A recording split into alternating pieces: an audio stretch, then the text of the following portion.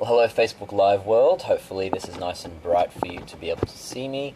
I am going to be talking today about the nature of consciousness on an individual level. So, I would love all your feedback and comments, and just to say hi down below.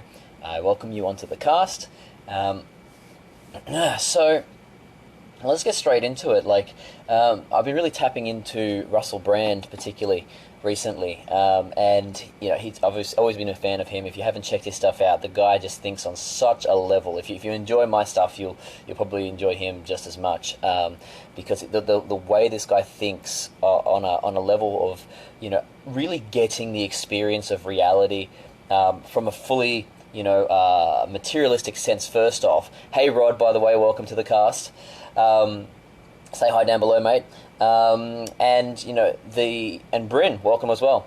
So the nature that this guy has gone and achieved so much in life. He's gone and he's become like the man of the year when it comes to sex 3 or 4 times in a row. He's achieved fame, fortune. He's a comedian, and yet he's stepped away from that and gone, okay, I want to look at what is consciousness really after all of that stuff's faded, after all of the pizzazz is gone. What is left? And so just tapped into his unadulterated mind stream recently, and I've got a few notes to go through, and we're going to go through that today. And I'd love all your thoughts down below. I really welcome your thoughts on the topic of the nature of consciousness. So. If we know about, many of us will know about quantum physics and the whole idea of the double slit experiment. Just really quickly, if you fire, I believe, photons at a couple of slits, then what happens is it shows up both as a wave and hits the individual walls as a particle as well. So what it basically shows is that essentially reality is determined a lot by the actual observer itself. So by us looking at something, we kind of create reality. Now that's already been looked up, so if you want to look up quantum physics and the double slit experiment, you can learn all about that later. But based off that, we basically look at the idea of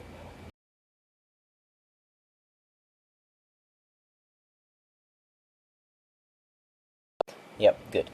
Both need to be factored in, and somewhere between this woo-woo craziness and the flat mundanity of life, I believe, is the mystery that we're all here to learn. Thank you for the likes coming through there. And just a quick comment from Catherine talking about the double slit experiment. In terms of relationship to consciousness, I do remember you saying that. I would really welcome you sharing that. That was an amazing thing that you shared with us at Confess, so please, it's a perfect thing to talk on, so if you can write a couple of paragraphs, that'd be great. Thanks, Ryan. This essentially the thing that I'm starting to believe now as well is that the real constant in reality is actually awareness itself, and that that so much so that consciousness is like the seat of phenomena, right? So that essentially all matter at some point would have come from consciousness. Now, I don't necessarily believe that it is a chicken or an egg thing, like in the sense that something necessarily came first. But I kind of think that matter and consciousness actually co-arise, and they continue to co-arise now as we take on more and more complex forms of matter that we create with our consciousness. That our consciousness itself is also starting to evolve and to improve and become more complex necessarily than better, just less simple and more complex. So I believe it's the chicken or egg thing. I don't know if consciousness or matter itself came first. But love your thoughts on that. So when we use things, there's certain states we can get into that. Like LSD or a flow state or even near-death experiences that really strongly suggest that there's a phenomena beyond the individual consciousness, right? So we're kind of trained from birth to go, well, it's just us, and we have to interact with this external external reality. And Michael Berg is an amazing man to talk about it. Welcome to the cast, man. I'd love your thoughts on this as well, because you just flow so well with this. I mentioned before that basically consciousness is, even by a process of measuring, it's influencing and impacting reality itself. So I don't think it's like that kind of like woo-woo to the point that we think and therefore something appears necessarily. I don't believe we're at that point of consciousness yet, and I believe technology will help us get to that point eventually, perhaps. But I do believe that there was definitely an influence. There is definitely something, about reality being what it is only when we're looking at it. So there's a great book that I have not tapped into, but I've been recommended by Russell Brand to check out, called Biocentrism by Robert Lanza, and it's also his theory of everything. So if you want to go deeper into this, that would be a good book to pick up. Recommended to really deep dive into this. But a couple of the highlights that he does mention in this book really make it easier for, like, I'm an everyday man, right? I'm totally self-educated. Like, you try and put something like too academic in front of me, it's just going to blow my mind. I won't be able to handle it. But he does put it in a very cool way that's pretty easy to understand. So,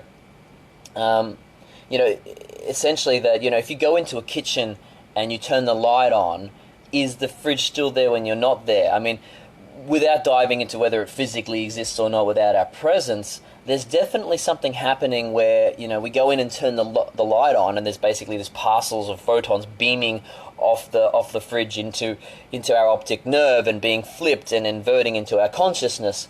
The point being that, the whatever is there is not the same as what we're actually receiving. It's an interpretive reality. And so, I think that's very important to factor in, that what we're seeing is just not reality. On a very fundamental level, it's not the truth, the real truth, right? And we'll go into that a little bit more now. So Michael's saying non-local consciousness, the brain as a receiver of consciousness rather than a producer of consciousness. Yeah, and I wonder if you want to say a bit more on that, whether you believe it is both. I mean, I kind of believe it's both, so I would love your thoughts around that and whether you think it is or isn't. This is a good point. Anyone experiencing ego death, they've interacted with Godhead or Source from which consciousness apparently arises, and I believe it co-arises. And we don't really have empirical evidence to show either way on that one. But it is starting to show up, so that's cool. So when we let me see my notes here. Yeah, so, if none of us basically, here's a nice point, if none of us had a sense of smell, like, how would we have the concept of smell making sense, right? We wouldn't be able to smell bacon or dirty socks or a sweet flower. If none of us had the sense of smell, none of us would have the instrument into which we could actually receive it, right? So we simply just would not know about it, and we would not know that we don't know about it. Right? Does that make sense? So, there's this, hopefully that just makes sense as it lands. But do ask a question if you have any. So, I believe, and many of us, hopefully on this stream, would also believe this as well, but there's all these streams of energy and data, which we don't have the instruments to pick up on. So we completely, totally invalidate the whole idea of it, right? So, many of us, though, don't believe that's even possible. Many of us are just limited to our five senses and think that that's all that reality is. So I love one of Russell Brand's lines in one of his stand-ups is, a cat doesn't know there's an internet. It doesn't even enter his consciousness, but it's still there. We still have this internet out there, as he would say. But the cat is not aware of it. Right? So, and I believe that when we have these altered reality states, that it suggests that there's other realities out there, or maybe even just a different part of a fuller understanding of the greater whole of reality. So we all have at least five senses that we can agree upon, sight, smell, taste, touch, and sound. But, even just taking like one of those senses and breaking it down. So, you've got the sense of sight, and basically the basics of sight is that, rods let us see light and motion, and cones let us see color. So when you look at a dog has two cones, or two types of cones. It has green and blue, which also gives them a sense of yellow by, the in-between of those two. So when us as humans, we have a third cone, and that's red. And the red actually exponentially increases what we can see. It's not just an additional color. Obviously, it's all the combinations of those colors in their various forms, right?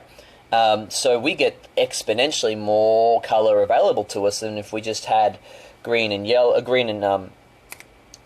green and blue, which gives us a bit of yellow as the in-between on the spectrum.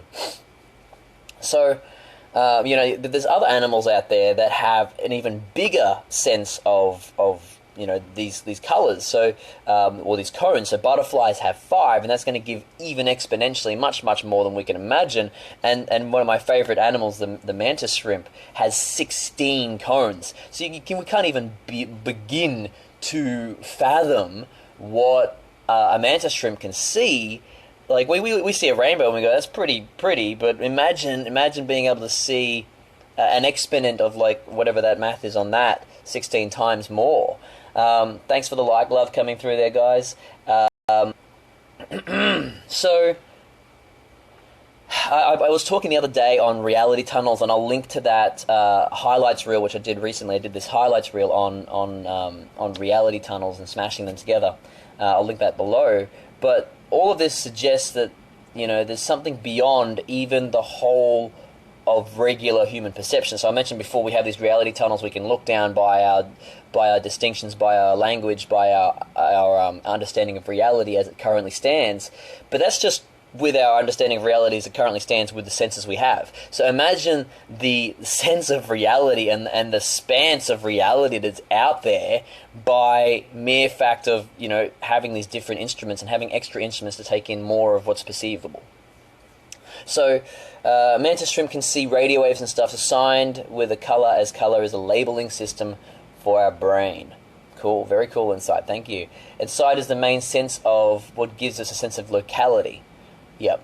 So looking at VR, once you enter VR, you're dimensionally displaced, and the one that you see is the one that you are physically at. And as soon as you take it out, you've teleported back into normal reality. So true. And Mike and I have been playing a bunch of virtual reality, so feel free to come over and check it out.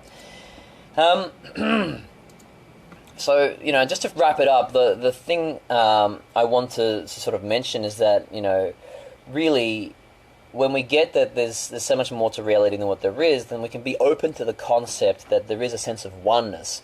And this is a very good point that I'm going to build on probably tomorrow with tomorrow's Facebook livecast, and that is that, we believe our dominant reality to be a material one, and it really messes with us on an individual level. It really, it has us basically kill ourselves in a slow death of thinking that we're separate, of thinking that that we're not, at least connected to this this one consciousness that connects us all. I don't know why someone's knocking at the door, and I can't really go get it when I'm in the middle of a cast, but maybe I'll try. No, that's all right. They should have a key. So, all right, guys. So just to wrap this up, once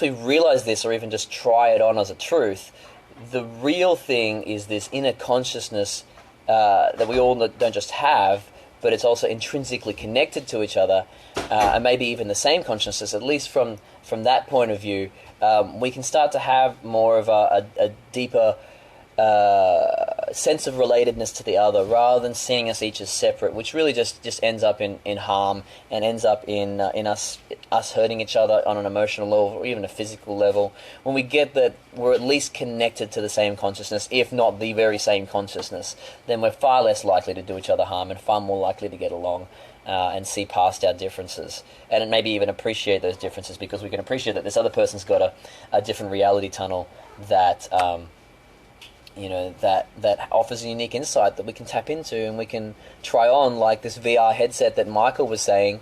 Try on their reality tunnel, and they're part of consciousness. So that's about it, guys. Thank you for joining the cast. Hello, John. Thanks for coming on from Melbourne. And shout out to your son as well whenever he gets around to seeing this cast. It was great to see he has an interest. So love all your faces. Take care, guys, and look forward to seeing you tomorrow. And I'm intending to do the nature of consciousness on a societal level as like a part 2 to what we're doing. Great. Thank you so much, Catherine, for your support, and thank you everyone who's tuned in.